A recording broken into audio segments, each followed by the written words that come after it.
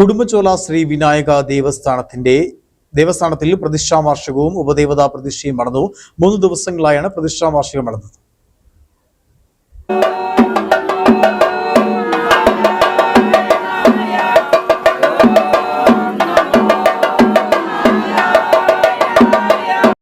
ഉടുമ്പൻചോല ശ്രീ വിനായക ദേവസ്ഥാനത്തിൽ പ്രതിഷ്ഠാ വാർഷികവും ഉപദേവതാ പ്രതിഷ്ഠയും നടന്നു.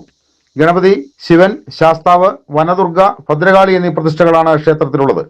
ക്ഷേത്ര പുനരുദ്ധാനത്തിന്റെ ഭാഗമായി ക്ഷേത്രം തന്ത്രി ഗോപാലൻ സ്വാമി ദേവഹിതം നോക്കിയപ്പോൾ ചൈതന്യം നിറഞ്ഞതായി കണ്ടിരുന്നു.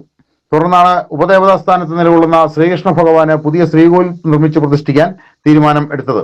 ഇതോടൊപ്പം സർപ്പക്കാവിൽ ചിത്രകൂട പ്രതിഷ്ഠയും നടത്തി.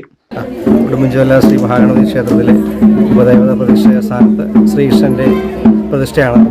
നാടിനു വേണ്ടി ഈ ശ്രീകൃഷ്ണ ഭഗവാന്റെ വിഗ്രഹം ക്ഷേത്ര കമ്മിറ്റി അംഗമായ തന്നെ ശ്രീ ബിജു അവർ സമർപ്പിച്ച് ക്ഷേത്രം ശില്പിയായിക്കൊണ്ട് ശ്രീ ഹരി എല്ലാവരും പ്രാർത്ഥനയോടെ എല്ലാ കാര്യങ്ങളും ഭംഗിയായി നടന്നു.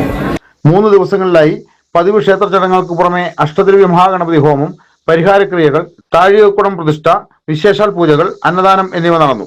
പ്രതിഷ്ഠയ്ക്കുള്ള വിഗ്രഹങ്ങൾ മാട്ടുത്താവളം ശിവക്ഷേത്രത്തിൽ നിന്നും വാഹന ഘോഷയാത്രയുടെയും വാദ്യമേളങ്ങളുടെ അകമ്പടിയോടെയും വിവിധ ക്ഷേത്രങ്ങളിലെ സ്വീകരണങ്ങൾക്ക് ശേഷമാണ് ക്ഷേത്രത്തിൽ എത്തിച്ചത്.